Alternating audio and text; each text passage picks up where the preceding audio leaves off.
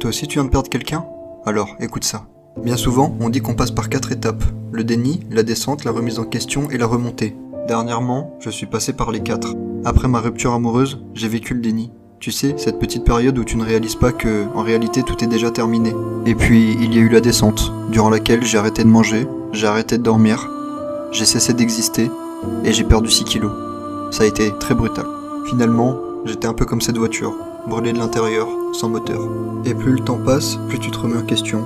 Et finalement, tu te dis qu'il est peut-être temps de passer à autre chose. Le plus dur dans cette histoire, personnellement, c'est qu'elle était mon premier amour. Et on dit toujours que le premier amour est celui qui fait le plus mal lors d'une rupture.